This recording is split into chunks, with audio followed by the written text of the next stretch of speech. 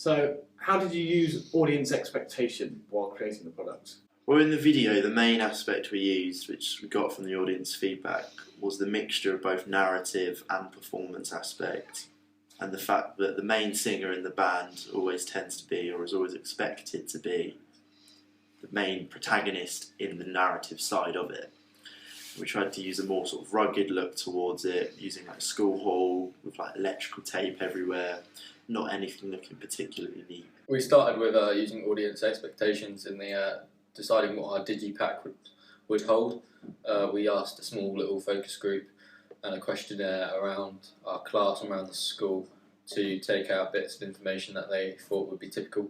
We aimed it at a school because it was the right age of people. We only asked from year 9, so that's from about 14 years old to about 19-year-old students. This gave us quite a wide range of younger people that would like the digipack and would be more accustomed to buying music in that form. And then we found that they wanted certain areas, like they wanted pictures of the band, so we included that in our montage. The use of the hall in our videos sort of gave it a more amateur look with all the tape and the ruggedness and no real bright colours. But with the use of professional lighting and equipment, sort of helped to combine the independent side of music and sort of indie look with professional, more mainstream culture. We did this because the audience, like when we went around to get audience research, they said they expected that in a lot of their music videos because that's what's quite common within this type of genre. We also used audience expectations in the editing process. We performed a small little focus group where we showed them an edited model and then we asked them for their opinions and asked them to change up parts and what they would change and what they thought of it. We asked for their feelings and expectations afterwards as well and what they think would be better. Through this we changed various shots and transitions, mainly on the zooming out phase where they're performing live. We did this because the audience expected it to only be 2, it looked a bit more crisp. And then we thought it gave us a bit more of a distant feel. Using 3 gave us too many, we were too close in on the 3rd, so we made it 2 and used that to make the distance from the band a bit more present to the viewer. So, how did audience feedback affect your choice of setting? Well, originally we had the choice of 3, but the one we were going to do became unavailable, so we then had to choose between our last 2, which was either the school hall, which we went with, or a garage.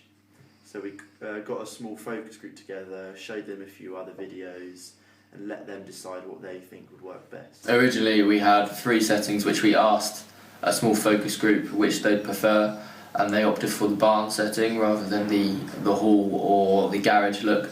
The barn setting we think was most popular because of the effort we put into it and the planning that we put into it. We had a lot more ideas for that, but then unfortunately that wasn't available to us due to insurance purposes.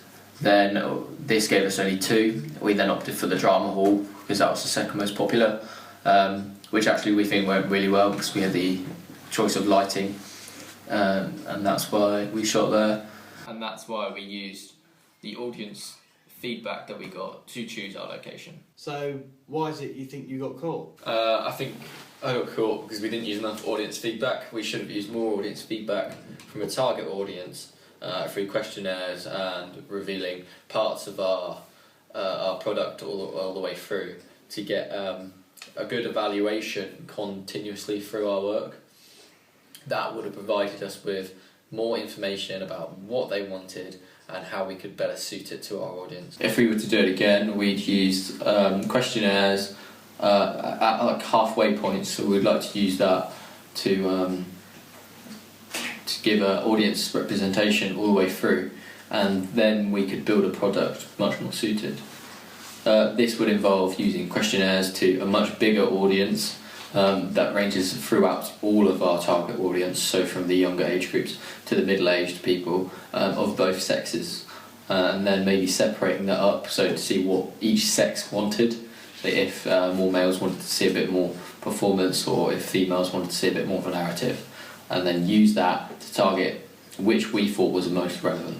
So tell us what you saw, what you witnessed when you saw the killers walking past. Well, they were all very overdressed and it made them really stand out. So when they did the crime, I knew straight away that it was them.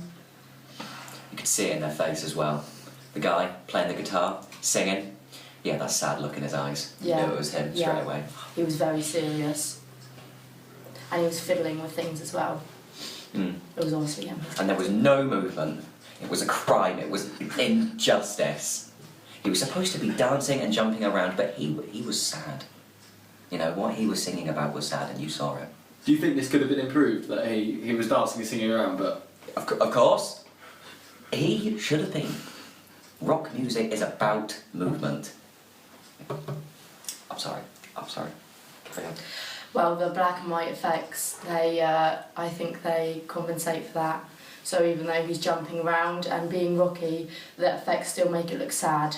He was sad. He had obviously done something wrong. if you were directing their video that you have seen, what would you change about it? Well, if I was directing, I would have switched round the colour techniques used, had black and white for the flashbacks and colour used for the band. You know, that's just my personal opinion. Yes, I agree. So when you saw them performing in that drama hall, what did you think about the lighting that they were using? I thought it was good because there was no other lighting except the spotlight on the band. So again, it brought them to the attention. They were all you focused on. And kind of reflected the moodiness of the song. Yeah. Such a sort Because there of, was you know. there was no background colour. Would you say that, comparing it to another professional band's music video, that this was a typical kind of that genre, or do you think that they should have been a bit more glammed up? Well, the use of mixing the performance with narrative is very, you know, pop rock sort of style, as well as, you know, you can have, obviously, you want them the more stand out, glammed up, dressed, you know, extravagantly sort of bands, but then you've also got the more, you know, atypical modern bands like the Killers are. I think the coding convention that you followed the most was focusing on the band, because rock is all about the band. They're always in the main attention. There's a lot of focus on their instruments as well. Yeah. So overall, the product suited what you would expect as an audience. Yes, definitely.